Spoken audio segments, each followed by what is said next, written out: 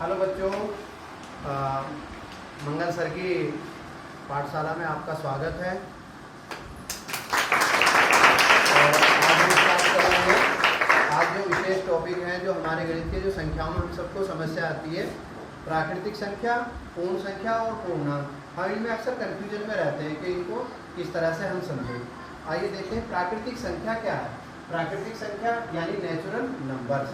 प्राकृतिक संख्याओं को हम ऐसे समझ सकते हैं जैसे कि वस्तुओं को गिनने के लिए हम जिन संख्याओं का प्रयोग करते हैं उन्हें प्राकृतिक संख्या कहते हैं। जैसे कोई वस्तु हमें अपने घर में गिननी हो, हमारे परिवार के सदस्य गिनने हो। जैसे परिवार में किसी के में 8 सदस्य हैं तो कैसे गिनेंगे?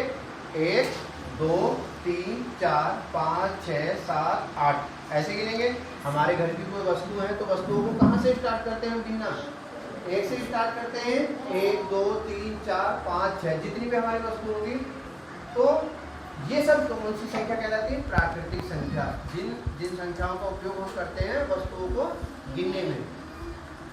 उदाहरण क्या हमारा? 1 2 3 4 5 6। ऐसे हम घर में भी कई वस्तु गिनते हैं, स्कूल में वस्तु गिनते हैं, स्कूल में अपने छात्र छात्राओं को भी गिनते हैं। घर में हमारे सामान है, हमारे बैग में हमारी पुस्तकें, उनको गिनेंगे। कैसे गिनेंगे? 1 2 3 4 5 6 इस तरह से गिनेंगे। जितनी पुस्तकें होंगे उतनी ही गिनती रहेंगे, है ना? तो ये अनंत तक गिनती चलती रहेगी। तो ये हमारी हो गई प्राकृतिक संख्या। अब दूसरा टॉपिक है हमारा पूर्ण संख्या। पूर्ण संख्या क्या है? अभी तक प्राकृतिक संख्या को पूर्ण संख्या नहीं माना जाता, क्योंकि वो अपने आप में जीरो भी शामिल उनमें नहीं हुई है। जब प्राकृतिक संख्याओं में हम जीरो को शामिल कर देते हैं, जीरो यानी शून्य को शामिल कर देते हैं, तो तब जो संख्या हमें प्राप्त होती है तब हम उन्हें कहते हैं कि हमारी है पूर्ण संख्या। पूर्ण संख्या में क्या हो जाती है? उसमें जीरो जरूर होती है। जीरो कैसी संख्या है? पूर्ण संख्या है। जीरो प्राकृतिक संख्या नहीं है, क्योंकि प्राकृतिक संख्या तो 1 से स्टार्ट होती है ना? इसीलिए जब प्राकृतिक संख्याओं में हम शून्य को शामिल कर देते हैं, जीरो को शामिल कर देते हैं, तब जो हमें संख्याएं प्राप्त होती हैं वो संख्याएं हमारी पूर्ण संख्याएं कहलाती हैं, है ना? अगला हमारा जो टॉपिक है वो है पूर्णांक यानी इंटीजर।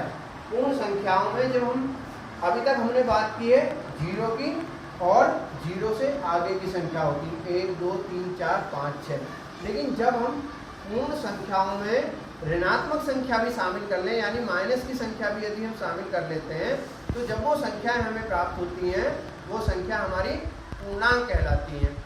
तो इसमें क्या अंतर है? पूर्ण संख्या से क्या डिफरेंस है?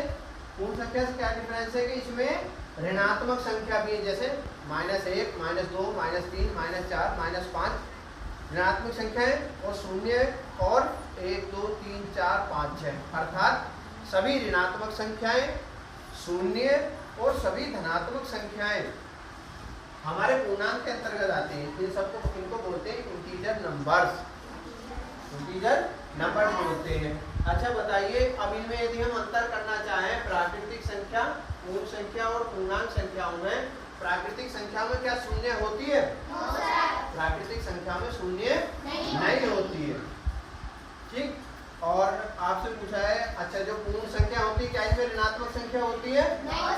पूर्ण संख्या में ऋणात्मक संख्या नहीं होती है। यदि कोई ऋणात्मक संख्या है तो किसके अंतर्गत आती है? पूर्णांक संख्या के अंतर्गत आती है, जो हमारी ऋणात्मक संख्याएं हैं।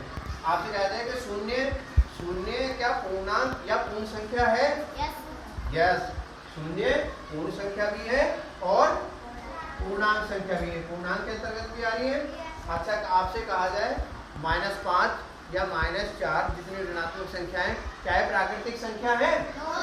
नहीं, ऋणात्मक संख्याएं प्राकृतिक संख्या नहीं है, क्योंकि ऋणात्मक संख्या किस संख्या के अंतर्गत आती है? पूर्णांक संख्या के अंतर्गत, इंटीजर नंबर्स के अंतर्गत आती है। ऋणात्मक संख्या पूर्ण संख्याओं के अंतर्गत भी नहीं आती है, क्योंकि इसमें केवल शून्य और शून्य से आगे की संख्याएं शामिल है। तो बच्चों आपकी समझ में आए?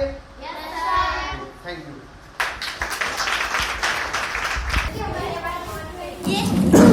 अब देखता हूँ कैसी बनी।